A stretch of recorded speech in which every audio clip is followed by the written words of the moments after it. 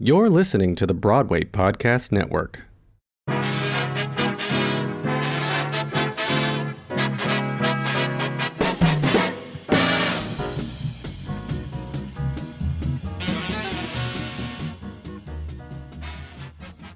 Welcome back, everyone, to a very special 50th episode of the Theatre Thoughts podcast. My name is Justin. If you are new to the podcast, welcome. If you're our returning listeners, welcome back to the podcast. So, I'm currently live at the Edinburgh Fringe Festival. As you're hearing this, I suppose, I might be in London now, or I might be back in Australia, but at the time of recording, I'm in Edinburgh, and I'm experiencing the Edinburgh Fringe Festival. So for those of you who don't know what the Edinburgh Fringe Festival is, it's essentially a month-long festival that I guess the only thing I can compare it to is like the Glastonbury of theatre. So you have music, art, theatre, and that includes musicals, stand-up, absurdist comedy, improv, Shakespeare. Everyone comes to Edinburgh in terms of the artists in the world to put on new shows, do stand-up, try to get themselves known, get their work out there, get their work discovered, get their work reviewed, and hopefully kind of see where the life of their show and their performance and their art has after Edinburgh. So if you want to think about artists and names that have been discovered at the Edinburgh Fringe Festival, think Phoebe Waller-Bridge, think Fleabag, think Six the Musical, think The Play That Goes Wrong and Mischief Theatre. So that's just to name a few, I suppose, as well. So what I've got for you all to listen to is a bunch of artists who I met at a media night, where essentially they were there pitching their shows for different reviewers and media people to come and watch and review and write and promote. So I've got different conversations from each one of these amazing artists, just having a bit of a brief chat about their shows, so you can kind of get a bit of an idea of the flavour of some, and I mean just some, of some of the shows that are available at the Edinburgh Fringe Festival. Now, the reason I say some is because there are hundreds of shows for you to see. You could be there every single day and see a show every single day, and you would not have even scratched the surface of what is available to you.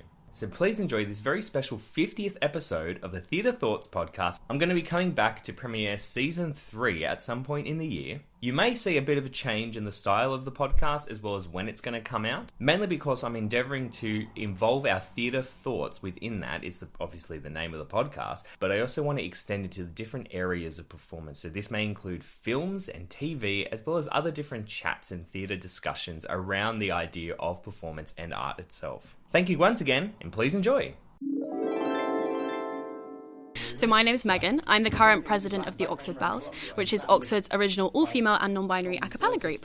And we were established in 1995 to try and combat the male-dominated a cappella scene at Oxford. Very good. And so your show is Accating Out, yes. Which I love the name. It's very a cappella.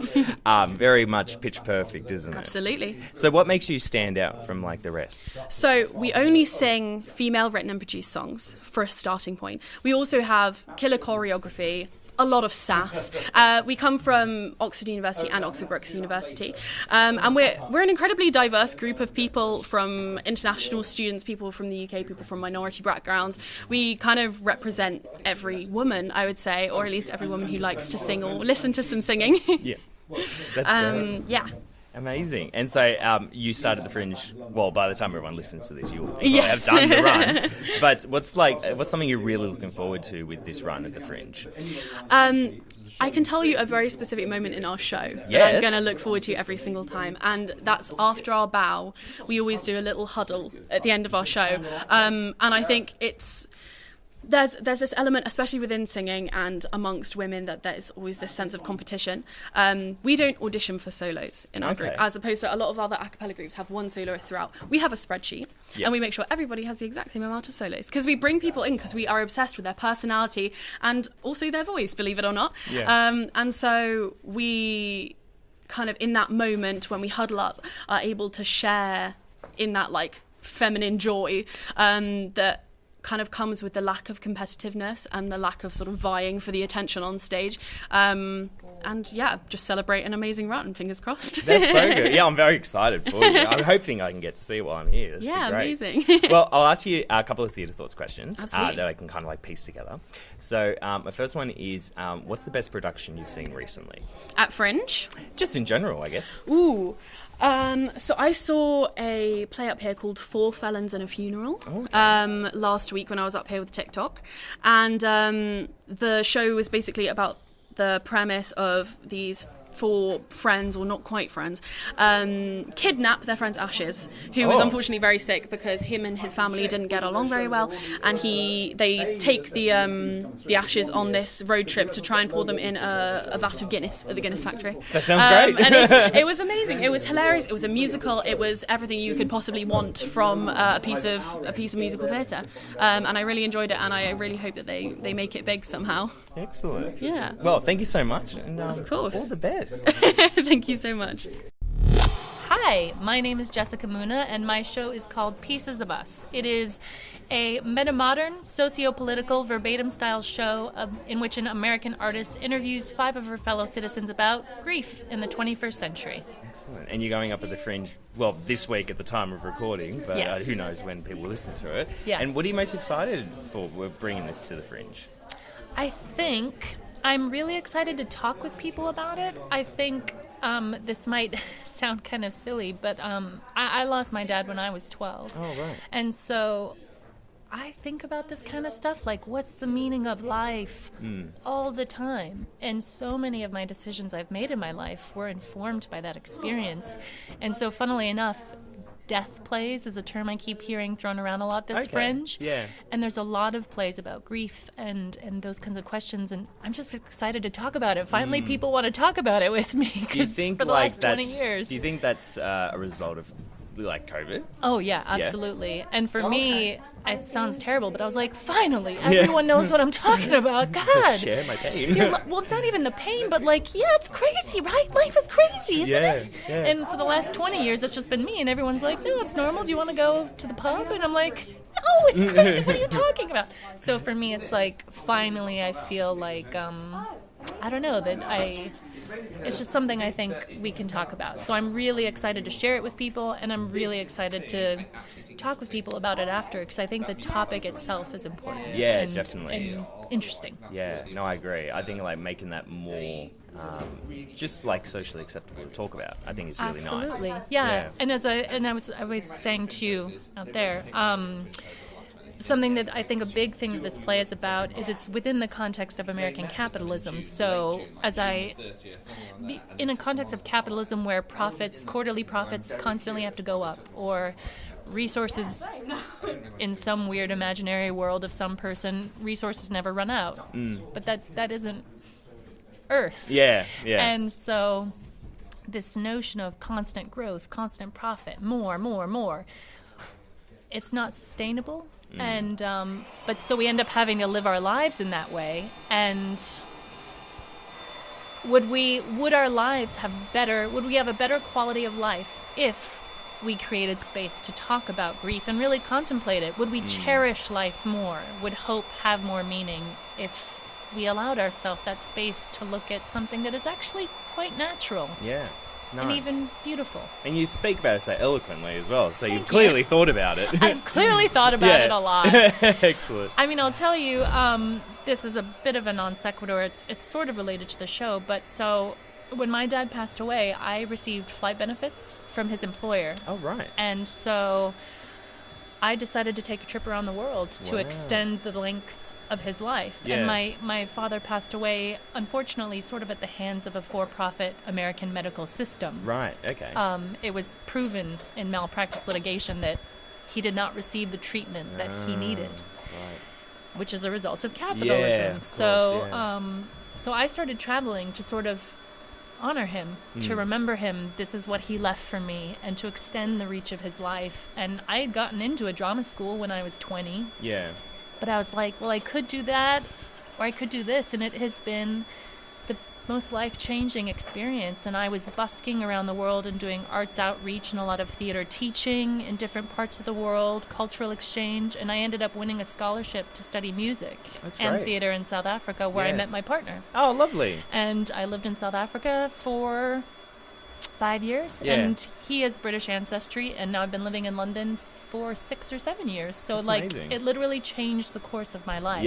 Yeah. Just by acknowledging the fact of that loss in some way. I don't know. So for me, I feel like we can choose to give things beautiful meaning if we let ourselves actually take a moment to think about what it is. Yeah. You know what I mean? I do understand. I love that. I think that's great. I'm Holly. I'm the writer from my show, but I'm also doing producing with a friend. And my show is called Dazzling, and it's a one-woman show, and it's about love and art and addiction, and what that looks like when you're a very obsessive person. It's quite dark, it's very emotional and intense, it's very like intimate, it's very like confessional in style. It's sort of the actor is sat in the room and really like pours her heart out to you. There's a lot of crying and panic attacks and that sort of thing, but I think it's also funny. There are like kind of Fleabaggy moments of Love it. It's a recurring thing at the Fringe. Everyone was about to say. Everyone wants to be Phoebe Waller-Bridge. So whenever I say that, I'm like, but take it with a pinch of salt, you know. I saw her speech at the Fringe. Literally, like I was watching it on social media, and I was my God. I cannot believe she started her show. That is like insane to me. I'm like, I'm in the same space. That her show has I was touched. kicking myself that I didn't get here like a week earlier. So I would have been in the same space as her, and I would have just been like, Yeah, she was everywhere. She saw every show. Yeah, she was doing firing, wasn't she? Flyering? Yeah, she was actually out doing flyering. Oh my God, no! I just kept seeing her in like. There was a show that I was following on Twitter that was another one-woman show, and like this became like a huge thing. So, I think they were doing like it's like a, I don't know if it's a play or a stand-up show. I didn't actually know that much about the show, but they posted on Instagram and they were like, it was really sad because I only had one person in my audience today. Oh no, I've seen this. And they I've were seen like, this. but they brought their friend along. I've got a funny story. So when we were on the Mile last year, so we did On Wednesdays Wear Maroon, and we sold pretty well. So it meant that we had a lot of people come up to us and ask us what we were doing to sell well. And one of them was this woman. So she was literally flying next to us on the Mile, and her show sounded insane. Like it sounded like a really good thing. So we all went to see it obviously last year. But I just remember her, she had the same problem last year, and I don't think she managed to fill the seats. Right. But she brought the same show back. Yeah. And she posted that thing, and it went viral, obviously. Yeah, and she sold out like every show or something like that. But I think she did for a while, because I was following her for a while afterwards. I think she sold out for like a week, and then people started to forget, and she was like, guys, I think the Phoebe Waller-Bridge thing is going to die down. I love that. That's so cool. Would you want to talk about your show as well? Yeah, sure. So I'm Alicia. I'm the marketing manager, and I'm also the president of my group. So I've been like putting together all of the leaflets and the flyers and the shirts and stuff. So you're going to see us in bright purple on the Mile. So we're a collegiate a cappella group from the University of Bristol, and we put together an a cappella comedy jukebox musical, a lot of words, I know, which is a spin-off of Friends. So it's the whole concept of, were we really on a break? Yeah. So like we've had a year-long hiatus, and there's been a lot of secrets that have been kept, like hidden relationships. Somebody might have joined another a cappella group behind our backs, so it's very messed up. But I think the audience kind of finds out a bit better than we do, and then there's a massive conflict, and how do we solve it? A riff-off. It's very pitch perfect, and it's just very fun. So it's like a light-hearted comedy. We don't really have a demographic. We basically just appeal to everybody, which is nice. And we found that last year we literally had like people of all ages, all interests coming to the show, which was really cool. So yeah, we're here for 2 weeks at 2:35 at Nidri Street. And what's the best thing about the Fringe, in like your opinion, I guess? I mean, like exactly what we were saying outside, like there are so many opportunities to meet like-minded individuals, have really interesting conversations, and just like have conversations with people that you wouldn't generally have. And like obviously we're doing this press thing right now, but the most interesting thing is just hearing people's stories. And like it's important to get a reviewer, it's important to have people come to your show, but when are you gonna have these conversations that are like the reason why you started, and like empower you to want to carry on doing it and do something in the future? So I just think it's cool that we get to have these opportunities. Like who cares if your show breaks even and does all this stuff? Like you learn from your experiences and the stories you get to tell. So that's lovely. Well said as well. Yeah, that's so good. I literally agree with all of that. Like, like the whole, like, no, not the whole reason I'm here, but like, I think I've just found that like, so I've only, our show hasn't started yet. Sorry, I thought they said Holly, and that's my name. So hello. Who, me? I'm here. I completely lost it. Oh yeah, I feel like the days that I've been here for like 3 days-ish, and like the whole time I just feel like I'm buzzing. It's like just the atmosphere of being around. Constantly. Yeah, and you like see like the people flying, and you're like, I get you. Like I've been there. Like we're doing the same thing right now. It's just I mean it's exactly the same thing. Kind of having the opportunity to meet people who like as soon as you meet them there's like something to say that you're like immediately interested in, and you're like, well, this is my first year reviewing the Fringe. I haven't reviewed the Fringe before, so like just being like on the other side instead of just an audience member to like be serving a sort of purpose. I think it's fascinating. People see the lanyard and they're like, oh god, I got to start taking off because these guys got me in Primark and they were just like, oh, by the way, we got a show. I was like, great, thanks. Bye. Are you an independent or are you with a company? No, independent. Yeah. Does that mean, well, I guess there's only one of you, so do you struggle a bit with like choosing shows? Yeah, very much so, because I'm only here till Wednesday, and then I've got like, I was here from Friday, so I had, how many can you see in a day, essentially? I've heard most people are doing about 3-4 a day. Yeah, I did 4 yesterday. Oh my god. Yeah. I don't know, I was saying this to someone earlier, like, I feel like as a reviewer, there's I mean, you can, for me, if I go and see 4 shows in a day, it's like, I can kind of like relax through them. I'm like, oh yeah, whatever, like I'm kind of tired, but like fine. But like, I think it takes so much energy for each one being like, I've got to come up with something to say. Yeah, you got to think about what to say. Yeah, the same thing in 50 different ways. Right? I get my thesaurus out. Oh my god. Yeah, and like I just didn't realise how much work goes into writing a review. Yeah. So it's cool to see the behind the scenes because I've never seen that before in my life. So it's cool to hear your guys' perspective. Yeah, excellent. Well, thank you so much, and thank you for all the best with the show. Thank you. Yeah, lovely to meet you. Hi, my name's Arista and I'm a part of Fruit Bowl Theatre Company, and I am the Assistant Director, Choreographer and Co-Writer of Losing the Plot, a brand new jukebox musical. And we're basically a musical written by students, devised by students, performed by students and officially teched by students, which is interesting. Yeah. And it's all songs from the 80s, including The Final Countdown, Tainted Love, Take On Me, and a lot of really great hits that will brighten up your day. We're on at 9:55 a.m. The show is an hour long, and we're at Nidri Street from the 14th to the 19th. And so this is your first time at the Fringe as First time at the Fringe. Yeah. All of our first time at the Fringe. Oh, really? Yeah. Wow. None of us have ever been before. And even Edinburgh, I've never been to Edinburgh before. Right. It's crazy being Yeah. here. So what's the vibe for you? Like, what's the feelings you have? So I'm originally from London, but I've been at uni in Manchester for a year. Okay. So this honestly feels more like home. Yeah. It's very like city vibes, you know. And I visited a few cathedrals today. I'm doing a bit of sightseeing, planning on climbing Arthur's Seat soon. It's great. Yeah, I'm really excited. I want to do it at shoes. sunset. It's a big walk. Oh yeah, not these boots. No, I know. But I'm really excited to do more of the touristy stuff because I have a lot of friends who go to uni here, so I made them send me big lists of things to do. And I've seen a couple shows already as well, which has been really nice. What's your favourite? Oh, I saw a improvised comedy today. It was like, I think it was called Film Club, I think. Okay. And it was really, really interesting because they basically asked the audience to like pick films and then just like improv all the time. And I always find improv so impressive. It's fascinating, isn't it? Honestly, like, because our show was like created through improv, but the actual thing isn't. Well, sometimes it's improv, but it's not supposed to be improv most of the time. Like on your toes. But I think it's just so cool and so impressive, and I really want to see that improvised musical as well. Like, it's really fun flyering actually, because like the exchanges you get and like the different shows that you hear about, like I genuinely want to go see a lot of them. Yeah. So it's really nice. That's amazing. Yeah. So I guess, where did the idea for this come from as well? So it originated as a part of Manchester's Musical Theatre Society, and we were given the brief of people are trying to write a musical, which is of course quite a basic one, but we've come a long way with it.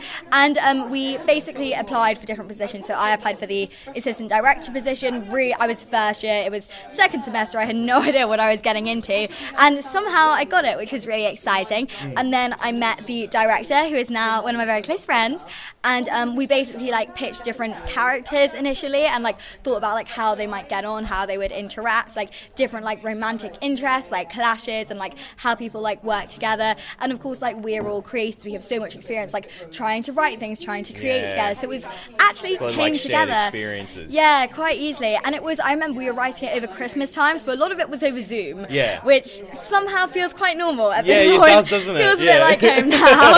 But yeah, so we like wrote it sort of like calling over Zoom and like just like basically like mind dumping onto the page until something good came out. And then we took the show, so we did that at the Manchester Student Union, got really good reviews, sold out audiences, was a lot of fun. And then we decided we want to take it to the Fringe because we thought like it's a comedy, it's silly, it's short, it's queer, it's camp, it's so much fun. So it's basically the perfect thing for the Fringe, isn't it? Exactly. Yeah, kind of fits all right in there. Exactly. So we were like, why not? And it has been a lot of work being on the creative side of it. Like all of the admin and everything has definitely been a little bit intense. And also because we did it independently, like formed our own theatre company and had to do it all by ourselves basically. But so worth it because now we're here, we've done it finally, and we open tomorrow morning. Amazing. Which is really exciting. Thank you. And all the best with it I'm as well. really, really Fingers crossed excited. I can see it. Yeah, I really hope so. Tomorrow morning's going to be a good one. I feel like the adrenaline of the first night is always lovely. Yeah, exactly. You know, I felt the first morning even. Yeah, I kept saying when I was flying, I was like, opening morning. Coffee. Literally 9:55, coffee on the house. Excellent. Yeah. Cool.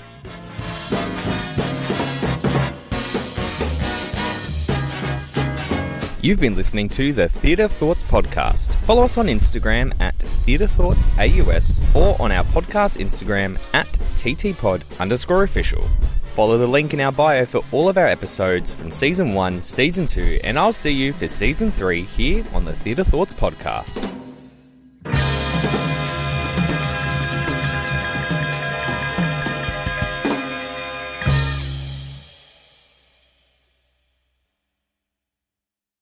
Hi y'all, this is Kristen Chenoweth. Hi, I'm Gloria Stefan. This is Sarah Bareilles. Hi, I'm Patty LuPone. This is Lin-Manuel Miranda. You're listening to the Broadway Podcast Network. I can tell you that to tear out these venues is to tear a part of the heart out of this city. More than 40 years ago, 5 theaters were torn down to make way for a huge hotel and theater complex. Where these historic theater buildings once stood now stands a Marriott Hotel and the Marquis Theater. And in Season 1 of Closing Night, we'll be exploring some of the famous and forgotten musicals that have played here. And I said, Nick, I love you. I love the Nederlanders. Don't take this personally. I am never playing this theater again. It was fun. I mean, and we were working with Dolly Parton, but comparing rehearsal processes, this process was the most difficult. I'm Patrick Oliver Jones, and I'll be your guide all summer long as we chronicle shows that have come and gone from the Marquis Theater and their journey to closing night.